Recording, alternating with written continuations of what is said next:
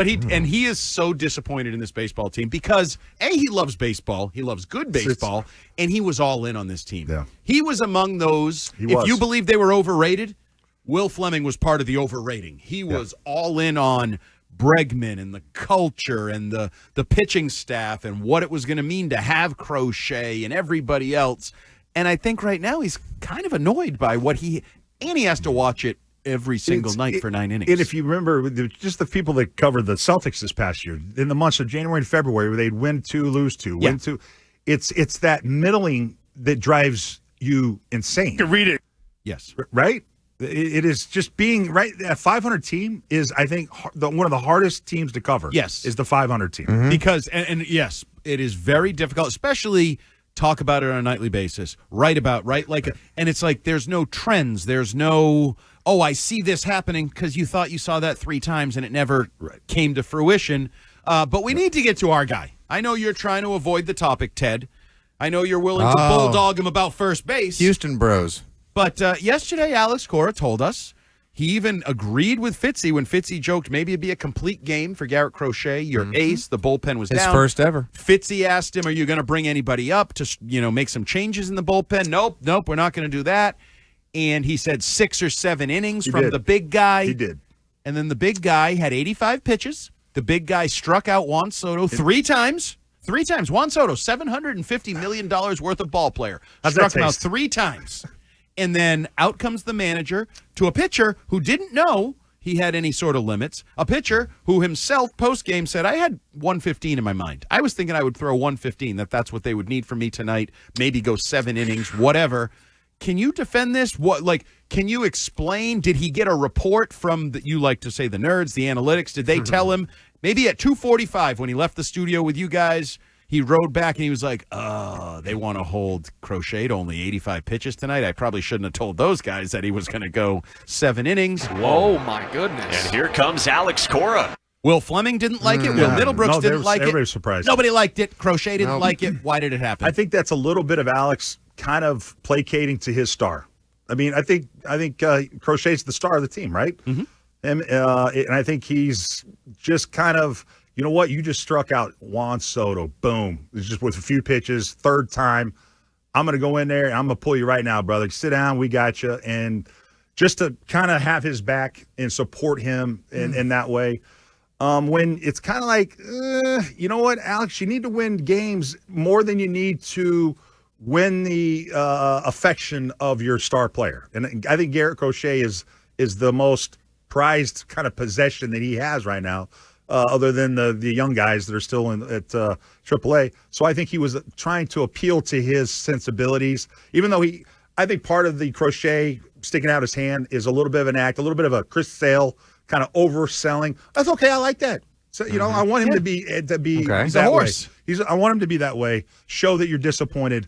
And I think it was kind of placating to the star more than anything, getting him out at a time where he could feel really good about himself. He didn't even, just struck out Juan Soto for the 3rd time. I'm going to go get him now. He's going to feel real good. And that's going to be good. And then you saw what happened. I almost question putting Hendricks back out again to start the 6th. I was just going to ask you that. Why not use the same logic with Hendricks? After he gets the 2 outs, why doesn't he need to feel good? It's just Hendricks versus Crochet. But Hendricks is a guy that hasn't had success this year. You originally penciled Hendricks in as the closer in spring training. Hendricks knew it. Everybody kind of talked about it. And part of it might have been because the Hendricks comments about wanting to play more was before the game, was it not? And then he reiterated them, but yes. Yeah. So my feeling is that's Cora having his players back. Oh, okay. You know what? He's not happy with the innings that he's been getting. Let's put him back out there again. This is what he wanted. So Alex is backing players that he feels that he's backing his players, and they're letting him down. He's living up to his end of the bargain. They are not living up to their end. He's a pushover. It's probably how he feels. I think he's a pushover then. You're right. He is. So Devers, to some degree. Oh, Devers, you don't want to play first? Don't worry about it. Part of being a manager in baseball is having a slight bit of pushover kind of mentality. I do, especially with the veteran players, especially with the veterans. Christian Campbell, those other guys, Tristan Casas, they get moved around in the order. They get moved at positions. Not the older veteran guys. So my retort to Liam Hendriks is very simple. You were going to be the closer of this baseball team until you stunk in the spring. So the reason you don't pitch is with you because you weren't good in the spring. If you had done your job in the spring, you would be on the baseball field in a high leverage role. Even if you somehow lost the job to Chapman, you'd still be a high leverage regular role guy. You were so bad that you were on the IL and you had to work back and all these things. And since then, Slayton and Chapman and Whitlock and have Weissert evolved into their roles. The guys that he trusts, high leverage situations.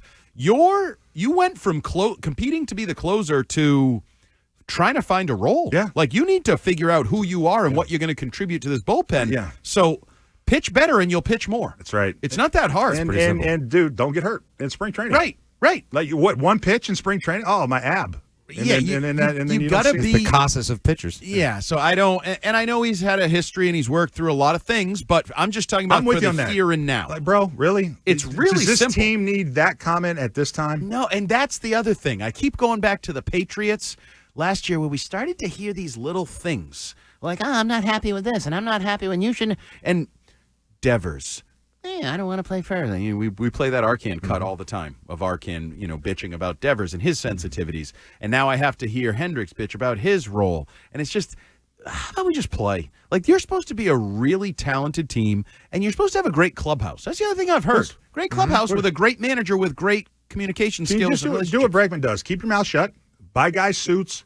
Go out there and ball out every night. Right. Like, it's that simple. And that's where I go back to, I don't want to extrapolate one night from Cora, even though I think it was a big night, coming off 2 games that Ramon Vasquez won. And he won by being great with his usage of the bullpen. You don't think Ramon maybe screwed him a little bit? That's Dan Ball's argument. God forbid Ramon Vasquez tried to win games. Maybe if we tried to win games more often, we'd win games more often. It's the damnedest idea. I know. It's like the craziest It's like thing. the season ended when Ramon Vasquez stopped being manager and there wasn't a game on. You know when the season's going to end? 162, because right now they're not good enough to play a 163rd game. And if you don't start treating some of these games in the first half of the season like they matter, it's not going to matter in the second half of the season. Are we getting, though, clouded by what maybe is the bigger problem? What is the bigger problem? Do tell. 16 strikeouts. Oh, yeah. Nobody can hit the damn ball. No offense. The offense Like is zero offensive. offense. Yes, it's Story stinks. Story is just How much longer is this going to go before Marcelo Meyer just goes to short? Sure. Like, that's the other thing. We're overthinking this. The shortstop stinks, and you have a great young shortstop. I think there's enough games, enough sample with Trevor where if I'm the manager, again, an older veteran player like Trevor, I think is a blind spot for Cora. I do. I think he has a hard time demoting those guys, disappointing those guys. Mm-hmm. But there's enough evidence now where you see Trevor's been moved up and down the lineup probably 4 times. Yes. I think I counted 4 different times he's been moved. I don't know what else Cora can do to convey to Trevor, you know what, bud? It just this just ain't working. We're gonna have to demote you. We're gonna have to bring the young kid up, and you know what? Try and find your swing back in AAA, and then maybe we bring you back up. But or just put him into the mix at second base. Yeah. Bring Meyer up at shortstop. Make him the everyday shortstop. And now, Trevor Story, you get some days off. You get some days to work on things. You'll be working with Hamilton and whatever the mix is that ends up being so he over becomes at like second base. a infield utility guy. Yeah, I mean, he's probably a higher percentage of it, more of like awfully expensive utility guy. Well, you know what else is expensive? Masataka. When you're the worst hitters in baseball. Like, he stinks. Right.